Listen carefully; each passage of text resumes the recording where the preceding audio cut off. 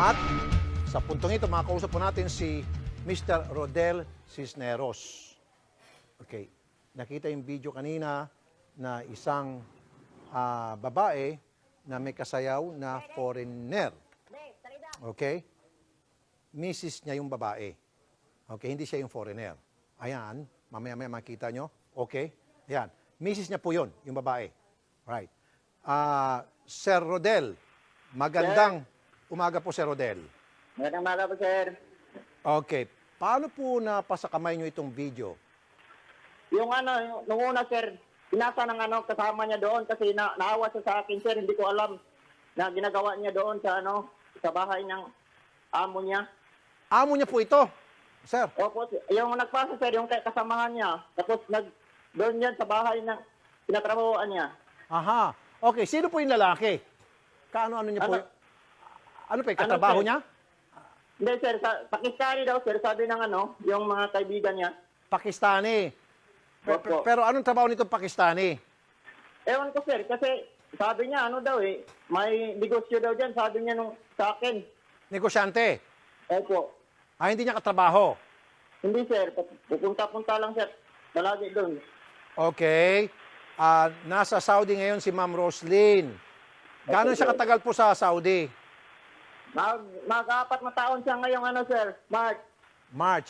At ngayon mo lang na-discover kung hindi pa nagsumbong, nagmalasakit yung isang kaibigan mo, na kaibigan niya.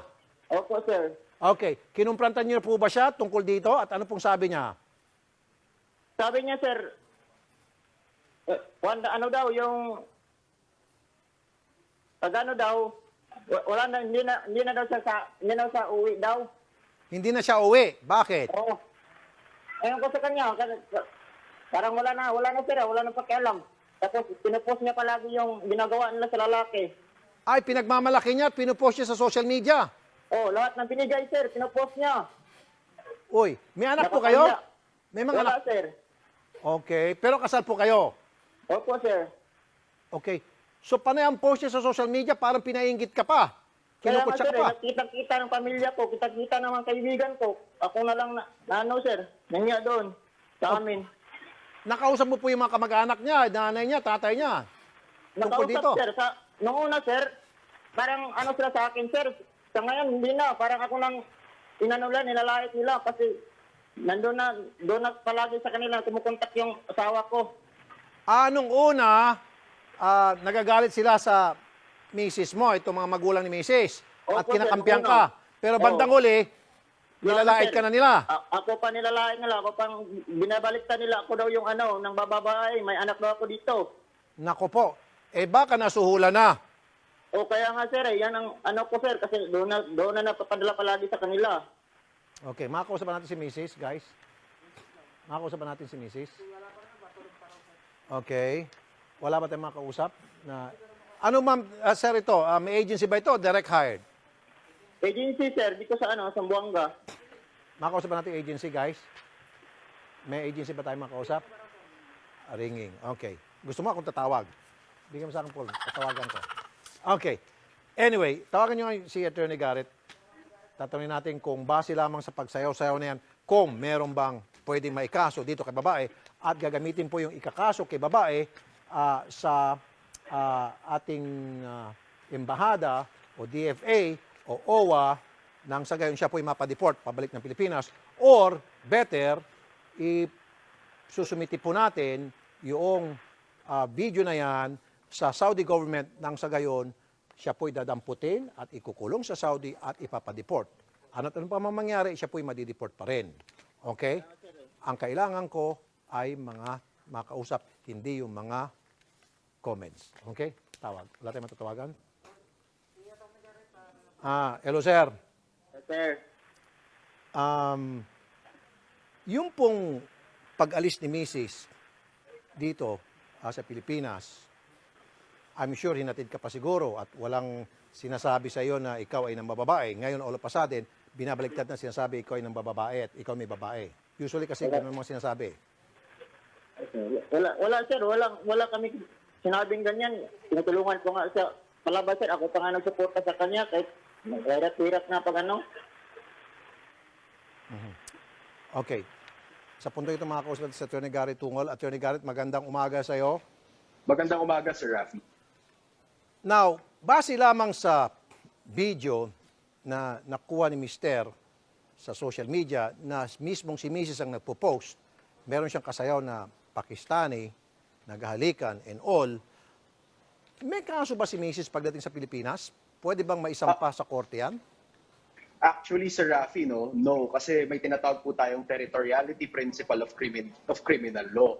Ibig sabihin po nito, ang ating mga batas kriminal ay nag-a-apply lang po dito sa ating bansa. Dahil po itong pagsasayaw niya nangyari sa ibang bansa, hindi natin ito pwede gamiting basis for a crime dito po sa korte natin sa Pilipinas. However, dun pa lang po sa Pakistan or kung saan man siya nakikipagsayaw sa isang hindi niya asawa, I'm pretty sure, Sir Rafi, may batas din sila na labag ito doon.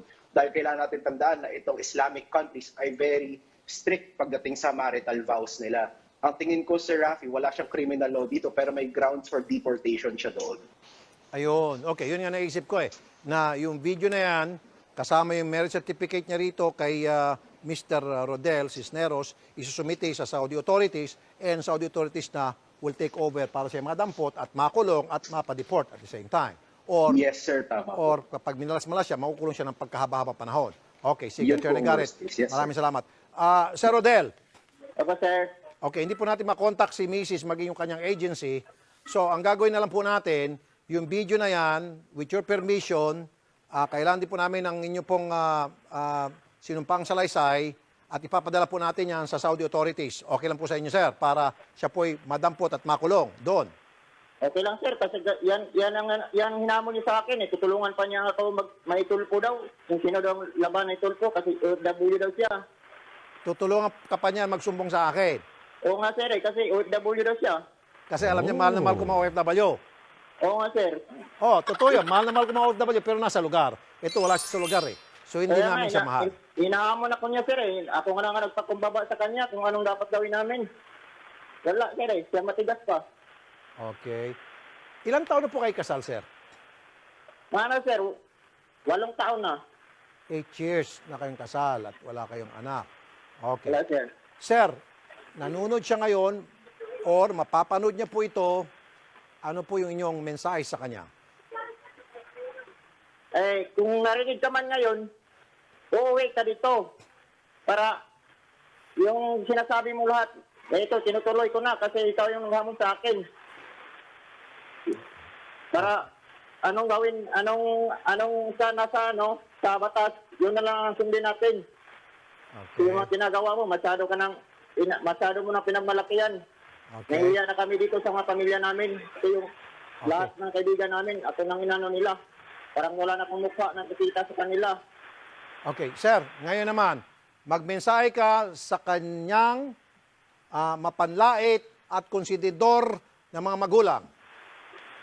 Ito rin yung mga pamilya na alam ko na alam na nila na mali yung kapatid nila, yung anak nila, sila pa yung magana na ako pa yung dinidiin nila. Ano bang kasalanan ko sa kanila? Dati nga ako lang inutusan sa kanila, wala naman akong isinusunuran na lang ako sa kanila. Kahit anong sinasabi nila sa akin kasi alam ko naman na anong ginagawa ko. Para lang sa asawa ko. Okay. Sige, sir. Pinapangako po namin sa inyo, sir. Magkakaroon po kayo ng hustisya. Konting pasensya lang po, sir. Darating at darating po sa inyong hustisya. I promise you. Okay, sir? Huwag mo ibawa ang telepono. Kakausapin po kayo ng mga staff. Okay, sir? Magandang umaga po, sir. MJ, anong sabi ng netizens? Ay, alam mo na, Idol Rafi, nagigil ang mga kapatid nating netizens. Sabi nga niya, buisit na yan, tigas ng sikmura na babae. Yan ang sabi ni Lito Bongalon. Sabi ni Atheris Bitchara, sobrang mga Pinay, parang sabik siya sa Arabo. Aba, grabe naman yun. At sabi nga nila kanina, tama yan, Idol, gasgas na yung palusot ng mga Pinay na nasa ibang bansa. Eto, Idol, si I. Lolway, grabe makalaplap si ate, sarap na sarap, viral kung ka ngayon. Ma-deport ka at saka dito raw kasuhan. Yun daw sana ang gawin ni Kuya. At syempre, eto, kung Idol, lagi tayo nakakita ng mga prayer heart emoji. Aba, may devil emoji na, Idol. Sa galit nila kay ate, ipakulong. Sabi ni Eduardo de los Reyes, yun ang dapat. Di ka na nahiya, pa-post ka pa sa media. Dapat sa babae na yan, wag naman. Okay yung bitaye. Wag ganyan. Chill lang tayo, mga kapatid na netizen. Pero ayan, ganyan sila ka-involved. Idol, back to you dyan sa studio. Salamat, MJ Marforia.